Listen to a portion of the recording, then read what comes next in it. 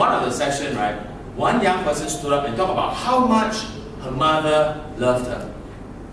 How much the mother, because she was widowed, the father passed away, and worked so hard, make sure that everybody grew up well. There were many instances where she had to sacrifice a lot of things, and when this lady who was sharing, when she was sick, the mother would do all the things to make sure that she recovers. She talked until she teared, you know.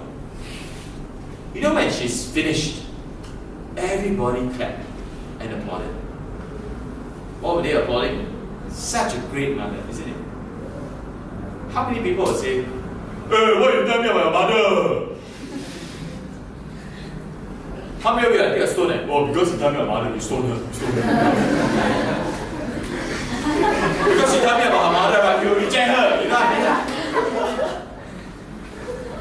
Because you see, when I present this gospel message to you, right, it is not just a message.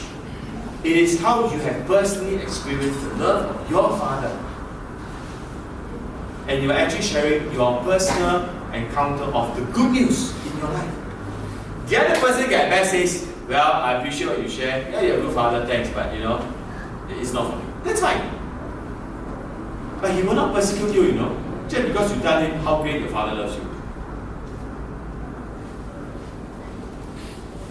And so sometimes I think that when we share the gospel, it is just a task we need to do, a message we need to talk about. No wonder after all it gets very dry.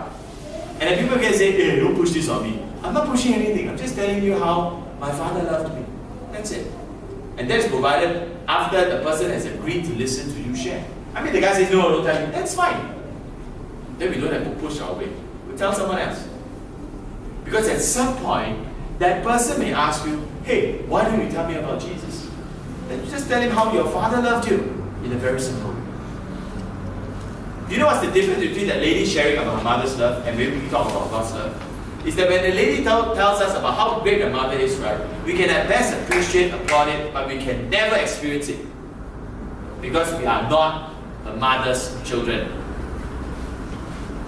But you know, when we tell people about how great our Father loves us, they can be a part of that experience. They can be, if they believe in Jesus. But you see, the thing is, when we ourselves talk about it, we are not excited about it. And of course, some people feel that we're just pushing something to them.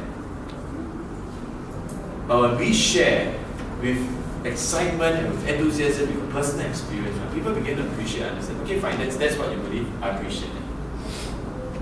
And so when I now, today, when I go out with Kim Chan, we talk, right, I would like come to the part about Jesus, right, then I suddenly my tone would change. "Yeah, you know, you're so far, by the way, I'll tell you about how God loves us, how God loves us." I wouldn't, because it's, after it's like, "Oh, you're selling me or something," I mean, it's so not natural the way we talk, right? It's like, "Hey, I'll tell you about my father." Okay, wait, let me prepare a script. This is about my father. My father is that's not the way you talk. And so in that sense, that's also not the way I will talk about Jesus when I'm with him. We talk about, then you ask me what I do, I say, "Well, I go Friday, I tell people about Jesus." And then I'll wait. If he says, "So what do you say?" I'll tell him what I say. But if he doesn't, right, never mind. We'll create another opportunity another time or another setting, and we'll just talk like conversation. But if you have personally experienced the love of God and the greatness of God in your life, this message comes with an example. As I grow older, right, when I hit my 20s, I was able to move out of the country and travel a little bit. I actually went for mission trips.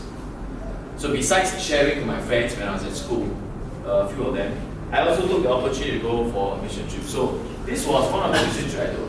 See, this is me when I was early 20s. You look at the face, you feel like punching the guy anyway. And this is so me. Okay? This is actually the same person. You know this is in Taiwan and this is Malaysia. You know in Taiwan, in this mission trip that I took, right? This young man here is 50 years old at that time. You know, recently I went back to Taiwan again. We met up again, right? He's now 35. You know what he tells me? "Jing Zhong Ke."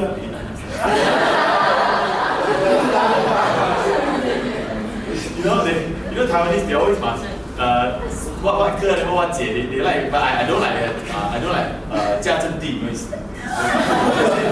his name is 家政.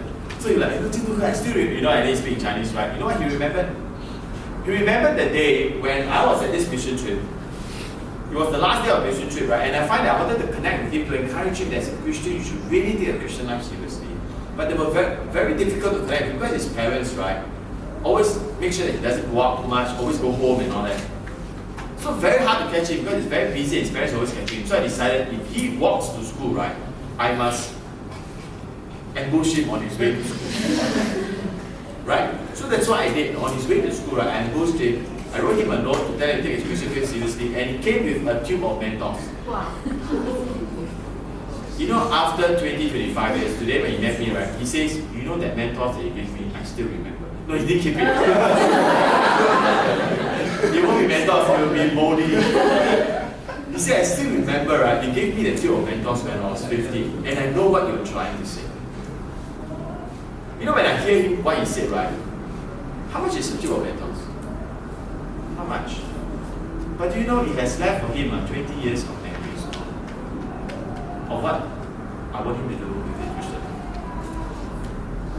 You know, mission trips there are big opportunities where people's lives are changed. His life is changed, my life is also changed. And I'm so encouraged by things.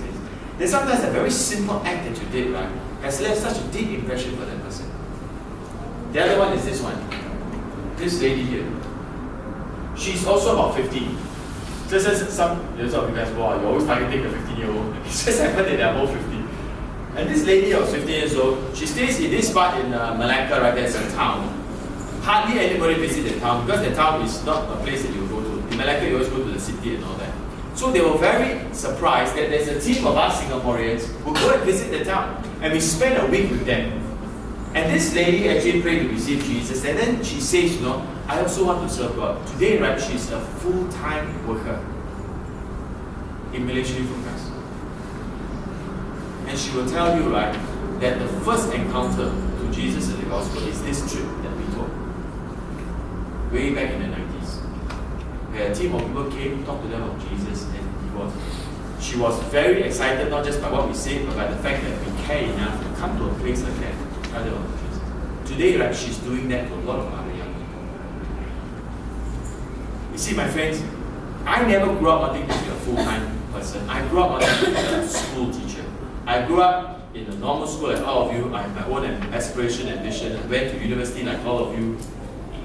Went to the army and so on. But one thing I know is when there are occasions and opportunities to do what I should do, I just do it. You know, it's amazing after all these years, right? These things all come back and they all add up somehow. What's the most strange about all these things, right? Happened 2 years ago. It's the most strange thing that's ever happened. The strangest of all. Because at this church that I was speaking at, I joined them for this church retreat. And this lady came up to me and says, one of my church members has a Bible with your name on it. That is really very strange. Because my name is not very common. I ever Googled before. Not because I'm ego, I just Googled to see. Actually, I'm the only one with my name in Singapore. That's a good thing about naming a child very easily, you know. But there's probably one or two other persons in Malaysia with that name. But I have a lot of people with this name in Vietnam. In Singapore, I'm the only one. And so when someone says he has a Bible with my name on it, right, it is actually something quite unbelievable. So I said, what does the Bible look like? It says it's a small red Bible, it's a Gideon's Bible. And your name was imprinted on it, your name and your address, and all that. So yeah, I'm interested to meet this lady and to see this Bible, you know. So later on, before the first message that I gave at the retreat, the pastor actually came and says, you know, I have actually brought something that belongs to you. I said, don't tell me it's the Bible that the other lady is talking about. And she says, yes, it's the Bible that the person was talking about. And I think I should return to the owner. So she gave me back my Bible. And this is what it looks like. Something dropped out. So this is the Bible that she gave to me. See, I do something about it.